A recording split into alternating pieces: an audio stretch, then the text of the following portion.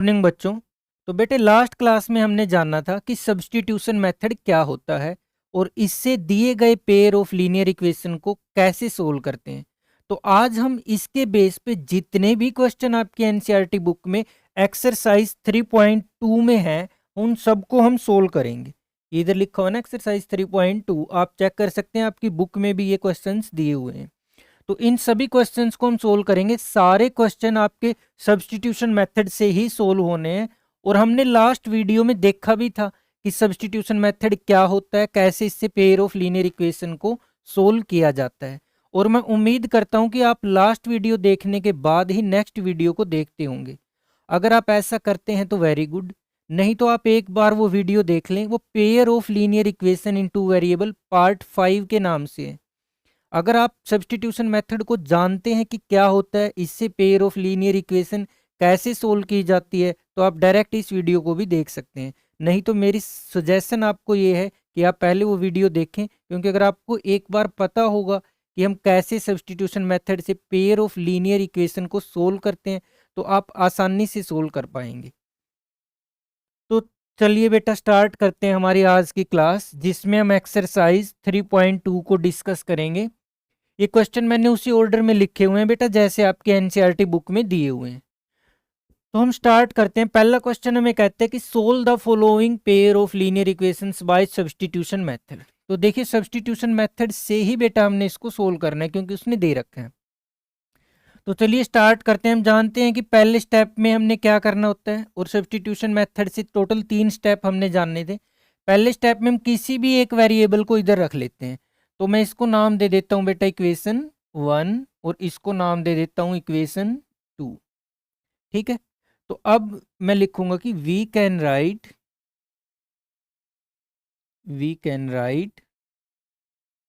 Equation 2 as. हम equation 2 को कैसे लिख सकते हैं? x इक्वल टू 4 प्लस में y, और इसको मैं नाम दे देता हूं इक्वेशन 3। अब हम इसकी वैल्यू x की इक्वेशन 1 में पुट करेंगे। सेकंड स्टेप में put the value of x in equation 1। तो अगर हम इक्वेशन 1 में x की वैल्यू पुट करते हैं तो हम क्या लिखेंगे? x की जगह 4 प्लस वाई। तो चलिए इधर लिखते हैं बेटा 4 प्लस वाई प्लस में y इक्वल टू 14। आप देखेंगे कि y प्लस वाई कितना बनेगा? 2y। 4 इधर प्लस में इधर जाएगा माइनस में होगा तो ये बनेगा 14 माइनस 4 इक्वल टू 10। तो हमारे पास क्या आया? 2y equal to 10। y की वैल्यू कितनी आई हमारे पास? 5। अब हम क्या करेंगे? y की वैल्यू को इक्वेशन 3 में पुट करेंगे। आप इक्वेशन 1 में भी कर सकते हो, 2 में भी, 3 में भी, आंसर हर जगह से सेम निकलेगा। तो मैं पुट करता हूँ y की वैल्यू को इक्वेशन 3 में। अब हम लिखेंगे पुट द वैल्यू ऑफ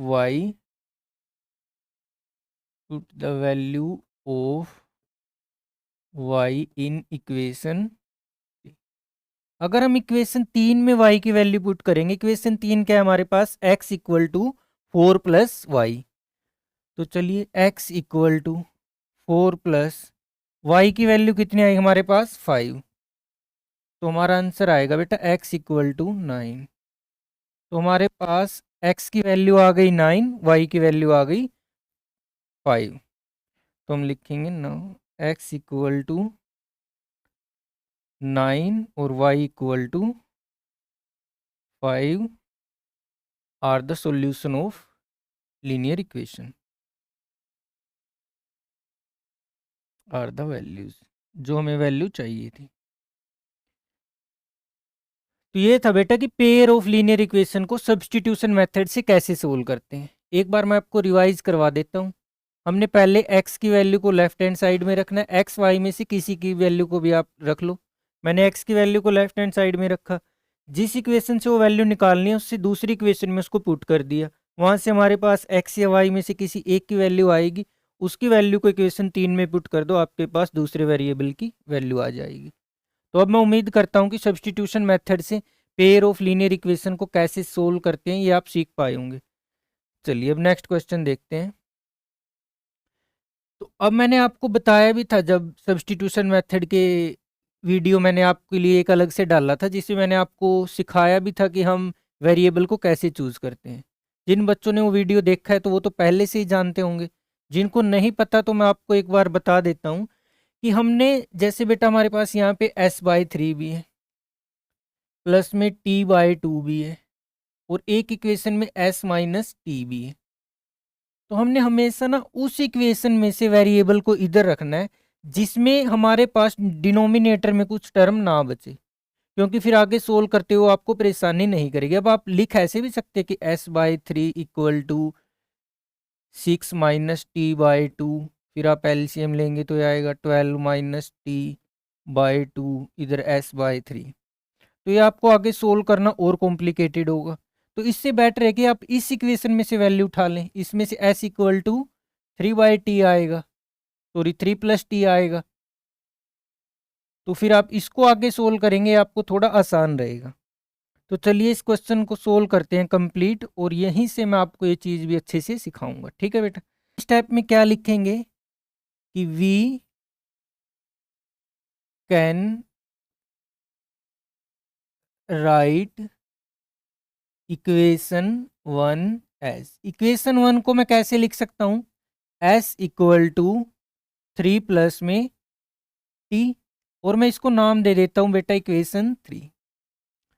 तो आप कहेंगे ठीक है सर। अब मैंने क्या करना है, अब s इक्वल टू 3+t आ गया मेरे पास, इसकी वैल्यू मैंने इक्वेशन 2 में पुट कर देनी है। कीजिए फिर, put the value of s, put the value of s in equation 2। जब आप इक्वेशन 2 में s की वैल्यू पुट करेंगे तो आप देखेंगे कि s की जगह मैं लिख सकता हूँ 3+ में t बाय में 3 प्लस में t बाय में 2 इक्वल टू 6। तो अब मैं यहाँ से 6 को ले लेता हूँ बेटा एलसीएम। तो 3 2 जा 6, और फिर 2 से यहाँ मल्टीप्लाई करेंगे, 6 प्लस में 2t प्लस में 3t इक्वल टू 6। तो ये बना मेरे पास 6 प्लस में 5t बाय में 6 इक्वल टू 6।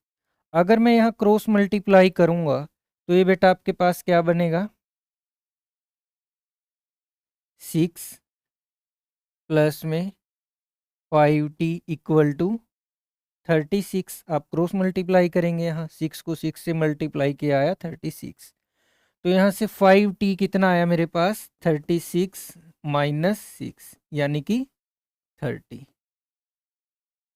और t की वैल्यू क्या आई मेरे पास, यहाँ से 30/5, फिर इसको डिवाइड करेंगे, आंसर आ गया 6।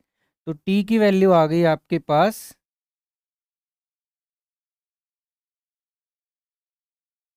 6। अब हमने क्या करना है, t की वैल्यू को हम इक्वेशन 3 में पुट कर देते हैं। तो चलिए करते हैं, put the value of t, put the value of t in equation 3। तो अब मैंने इक्वेशन 3 में जब t की वैल्यू पुट करूंगा तो मेरे पास क्या आएगा, s इक्वल टू 3+ में t की जगह रखूंगा मैं 6, तो s की वैल्यू क्या आई आपके पास 9। नाउ हमारे पास क्या आया, s इक्वल टू 9 और t इक्वल टू 6, यही आपके सॉल्यूशन होंगे।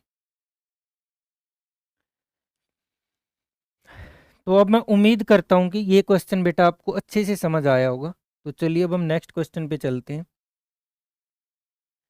चलो नेक्स्ट क्वेश्चन से पहले हम एक छोटा सा कंसेप्ट जान लेते हैं कि जब भी आप पेयर ऑफ लीनियर इक्वेशन को सोल्व करते हो, कि जब भी आप पेयर ऑफ लीनियर इक्वेशन को सोल्व करते हो, अगर आपके पास सोल्व करते हुए ऐसी कंडीशन आती है कि जैसे आपने पूरी इक्वेशन को सोल्व किया और एक कांस्टेंट की वैल्यू इक्वल टू दूसरे कांस्टेंट के आ जाए, जैसे 9 = 9 आ गया, 8 इक्वल, यानी कि वेरिएबल आपके कैंसिल आउट हो जाए, तो इस सिचुएशन में हम कहेंगे कि इस इक्वेशन के इनफाइनाइटली मैनी सॉल्यूशंस होंगे।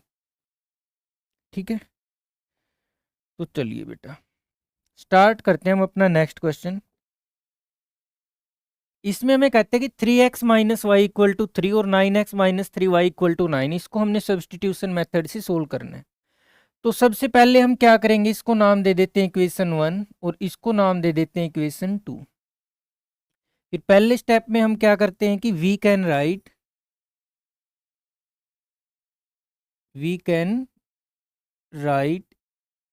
इक्वेशन 1 एज, इक्वेशन 1 को हम कैसे लिख सकते हैं, y को मैं इधर रख लेता हूं माइनस,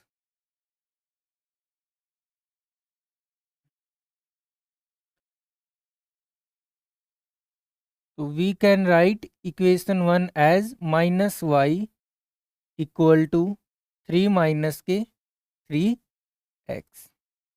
तो यहाँ से हम निकाल लेंगे y की वैल्यू क्या आएगी, माइनस से उधर मल्टीप्लाई करेंगे तो 3x माइनस 3, इसको मैं नाम दे देता हूँ बेटा इक्वेशन नंबर 3। ठीक है, अब हमने सेकंड स्टेप में क्या करना है, हमने इक्वेशन 1 से निकाल लिया ये वैल्यू, इक्वेशन 2 में पुट कर दो, put the value of y in equation 2।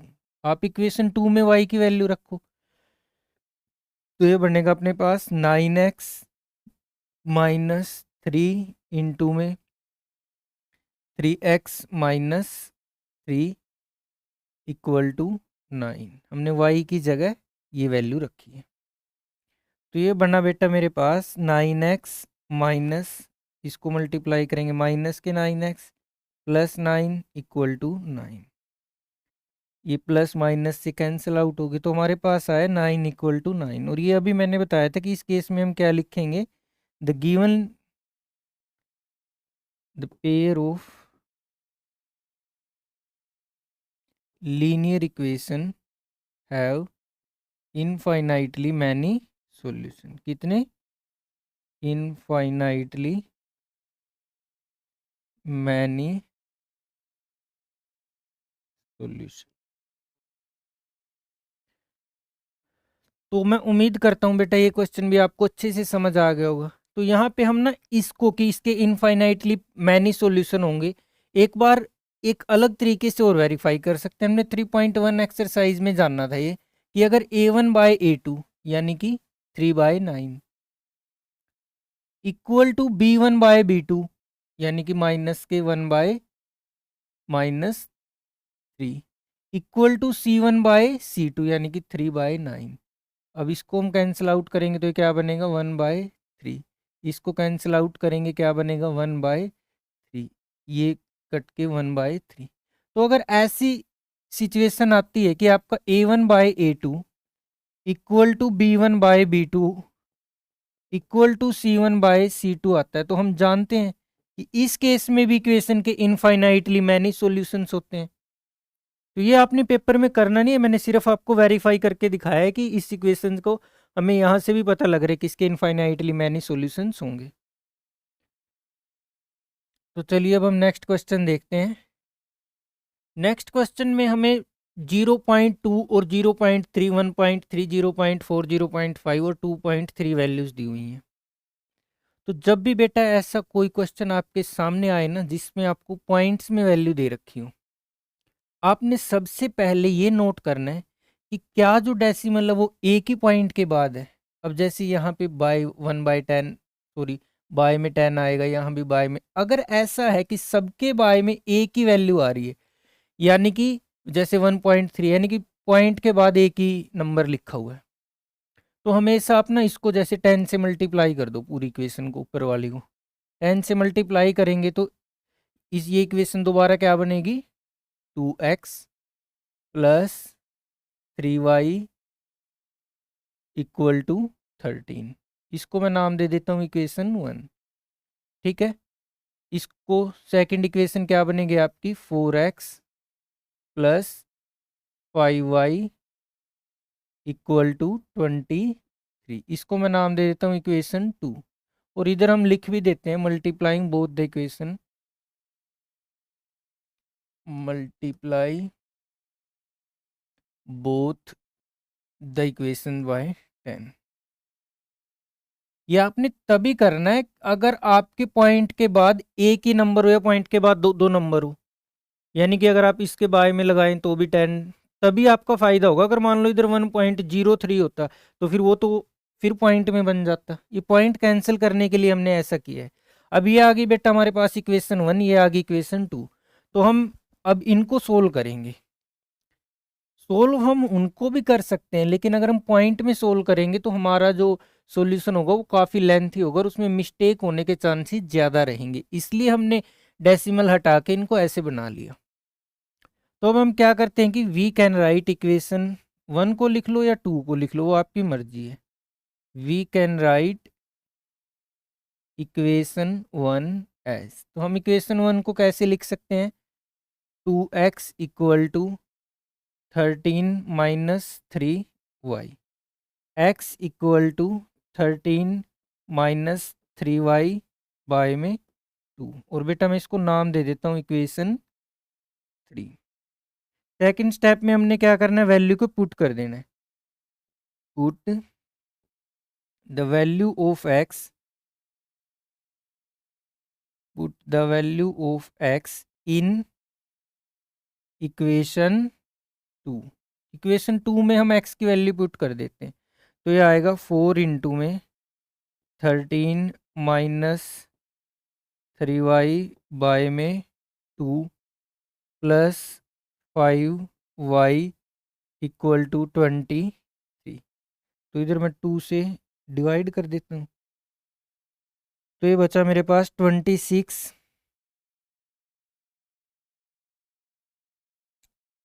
- 6y। इसको मैं इधर लिख लेता हूँ, 26 - 6y प्लस के 5y इक्वल टू 23। इधर से आया -5y, सॉरी -y,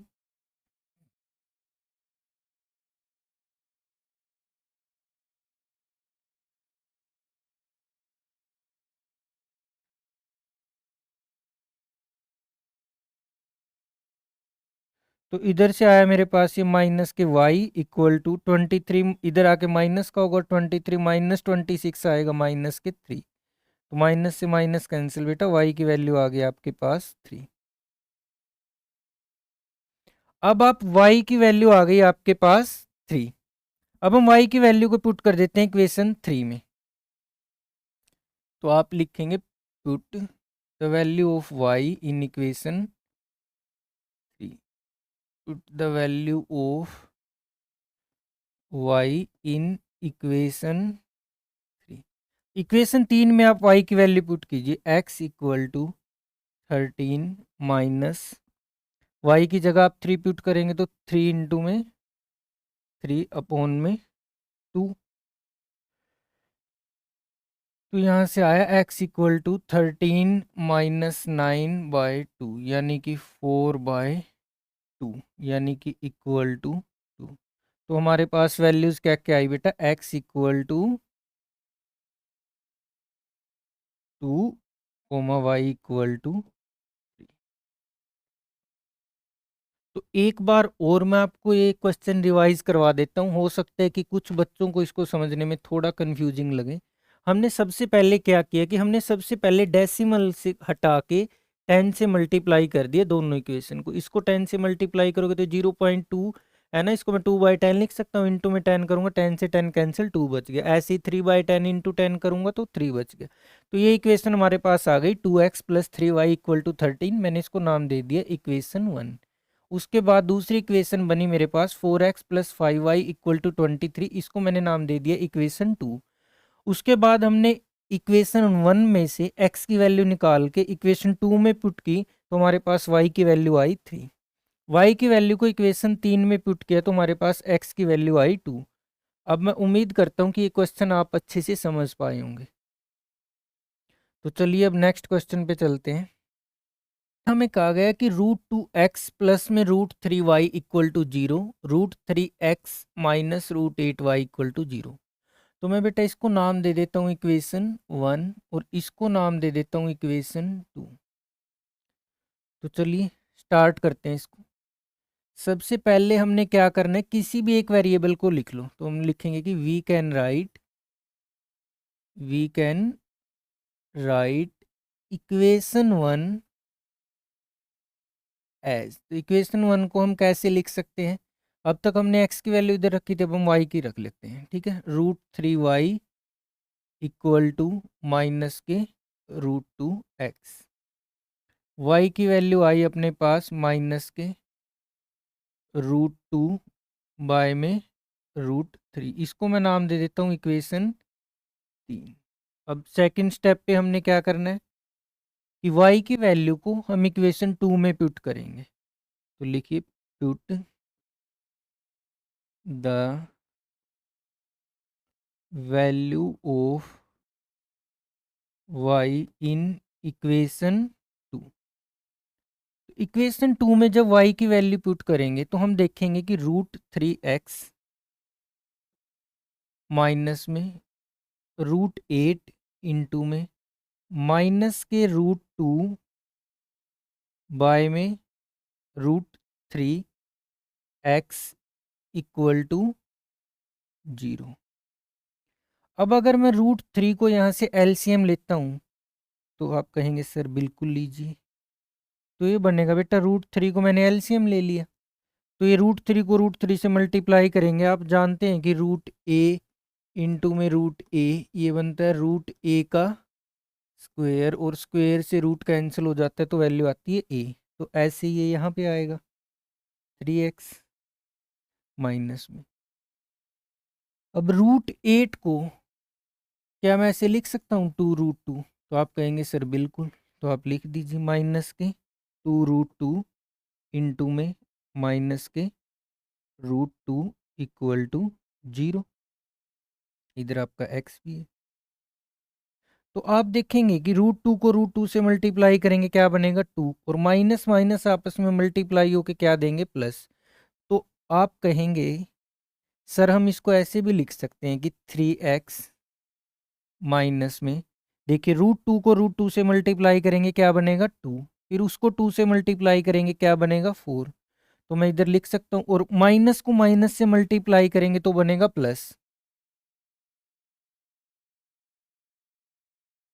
बाय में √3 को हम इधर मल्टीप्लाई कर देंगे 0 से, तो ये 0 बन जाएगा, क्योंकि 0 से किसी भी नंबर को मल्टीप्लाई करेंगे वो 0 ही रहता है। मैं इधर आपको एक बार और बता देता हूँ मैंने क्या किया, क्योंकि कई बच्चों के लिए काफ़ी कंफ्यूजिंग हो सकता है। √2 को √2 से मल्टीप्लाई करेंगे 2 बना, 2 को 2 से करेंगे 4 बना, और माइनस माइनस की मल्टीप्लिकेशन प्लस होती है, इसलिए मैंने इधर प्लस लिखा। तो यहाँ से है 7x इक्वल टू 0 और x इक्वल टू 0/7। 0 से किसी नंबर को डिवाइड करेंगे तो आंसर 0 ही आएगा। तो x की वैल्यू आ गई बेटा हमारे पास 0। अब हम क्या करेंगे, x की वैल्यू को इक्वेशन 3 में पुट करेंगे। इधर x भी था, put the value of x in equation 3। Put the value of x in equation 3। अगर हम इक्वेशन 3 में x की वैल्यू पुट करते हैं तो हमारे पास क्या आएगा, y इक्वल टू √2 अपॉन में √3। x की जगह मैंने 0 पुट किया, 0 से किसी नंबर को मल्टीप्लाई करोगे क्या बनेगा 0, और बाय में √3, तो कितना बना है 0। तो y की वैल्यू भी क्या आई अपने पास 0, और x की वैल्यू भी क्या आई मेरे पास 0। ये क्वेश्चन रूट की वजह से ऐसा हो सकता है कि बेटा आपको थोड़ा कंफ्यूजिंग लगे, लेकिन आप एक बार नहीं 2 बार 3 बार 4 बार वीडियो को देखेंगे तो आपको ये क्वेश्चन बहुत अच्छे से समझ आएगा। तो चलिए, ये थे हमारे बेटा आपके 3.2 एक्सरसाइज में जितने भी क्वेश्चन में डायरेक्ट दिया हुआ था कि सब्स्टिट्यूशन मेथड से सोल्व कीजिए, वो सारे क्वेश्चन हमने यहाँ पे सोल्व किए हैं। अब कल हम वो क्वेश्चन सोल्व करेंगे जिसमें हमें स्टेटमेंट दी होगी, दी गई स्टेटमेंट से हम एक लीनियर इक्वेशन बनाएंगे, फिर उस लीनियर इक्वेशन को सोल्व करेंगे।